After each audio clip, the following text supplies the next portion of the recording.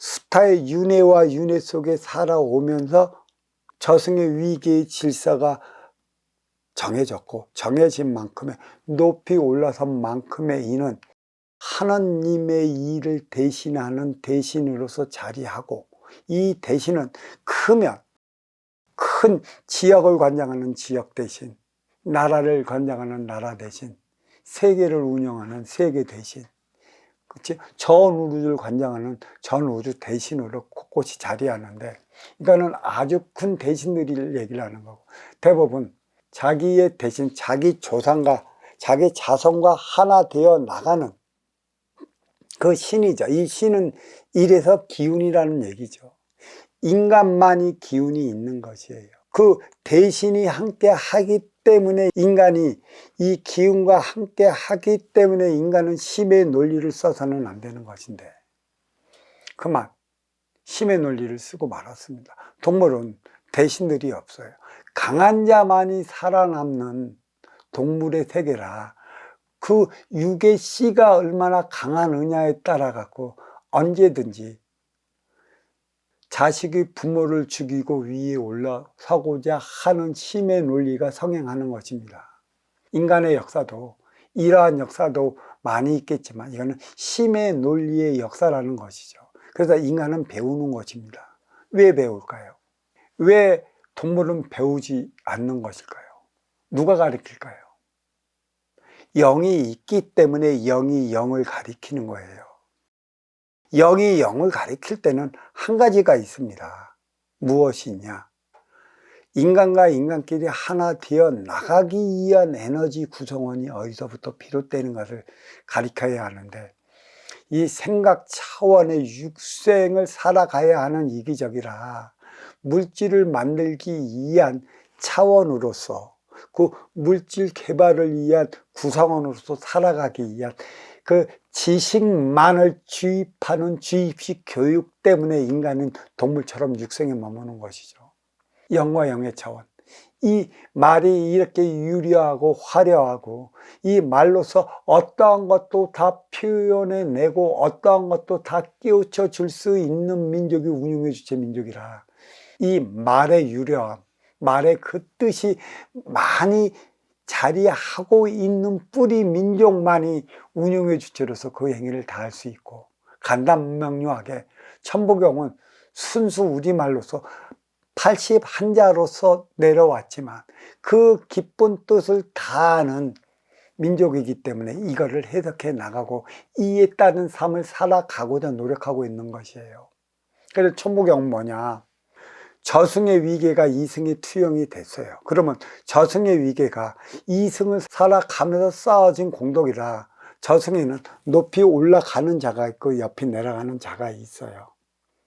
그래서 그 높이 올라가는 그 대신들이 함께하면 너는 이승으로 왔다 해도 너의 이계는 높아왔고, 명문가의 집, 잘 사는 집, 대갓집, 그 인류의 자손으로서 또 CEO의 그 집안으로서 살아가게 되는 것이에요. 이미 쌓아져 있는 것이기 때문에, 이 위계가 있는 것이기 때문에. 그래서 저승의 위계가, 즉 저승의 질서가 이승의 투영이 된다면 일단 저승에서도 자기 위계가 분명히 나타나고 있어요. 이미 자동차가 발명되기 이전부터 쌓아진 저승의 위계라, 저승의 위계는 뭘로 나타나면 무엇을 타고 다니느냐에 있습니다. 용을 타고 다니느냐, 어떤 색의 용을 타고 다니느냐, 그게 그 양반의 위계이자 질서이고, 어떤 의복을 입고 나타나느냐, 머리에는 어떤 관을 쓰고 나타나느냐가 그 양반의 위계라는 얘기죠. 이게 그대로 이승에 투영이 돼서 똑같아요. 내가 어떤 의복을 입고 어떤 단상에 쓰고 어떤 차를 타니고 어떤 누구의 호의를 받고 다니느냐에 따라 갖고 너의 위계가 나타나는 것이죠. 중요한 것입니다. 그러면 왜 그런 동물들은 왜 현존하지 않습니까? 이미 멸종을 했어요. 필요치 않은 것이기 때문에. 지금 이 세상도 다르지 않습니다. 필요한 것은 없어져 가고 있고 필요한 것은 새롭게 생성이 되고 있어요. 그래서 어느 날인가 갑자기 어디에서 보이지 않는 종이 발견이 됐다고. 근데 보이지 않는 종이 발견이 됐는데 이게 예전부터 있었는지 어느 날인가 갑자기 창조되어 주어진 것인지 아무도 모르는 것이죠. 항상 필요한 것은 있고 필요치 않는 것은 없는 것이라 그 무엇에도 머물러 집착하지 말으라는 소리가 여기에 있어요. 거침없는 자만이 행할 수 있는 것이라. 인간의 위계는 뭘로 나타나면 네가 저승에서 용은 운송의 수단으로 자리를 하고 있는 것이고요. 봉황은 너의 직위를 나타내는 것이라.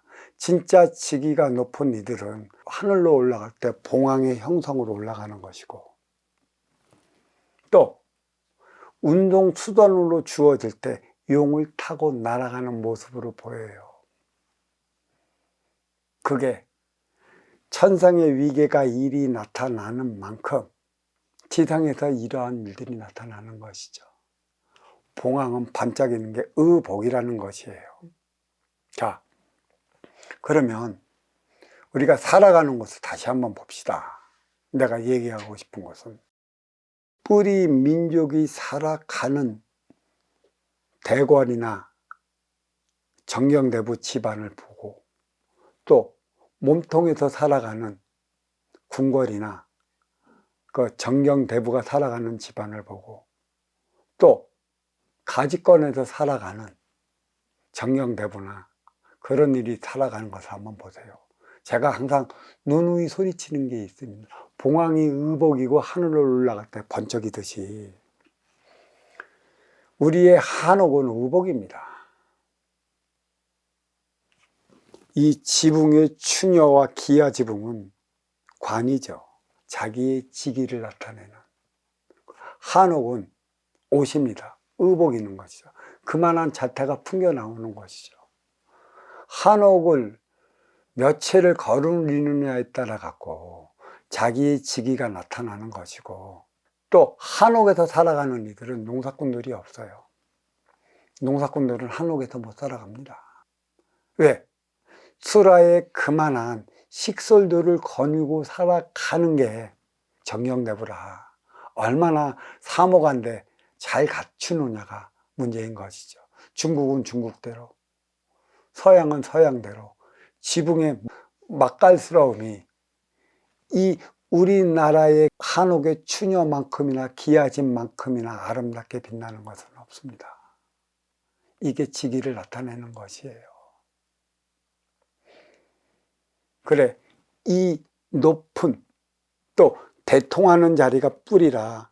대통하는 이들이 그 무엇이 두려워갖고 머물러 멈춘다면 대통의 기운으로서의 앉아 있을 수 있는 자격이 없는 것입니다. 무엇이 두렵겠습니까? 그 높은 자리에 있는 그 티끌이 그러한 티끌이 그리도 겁이 납니까?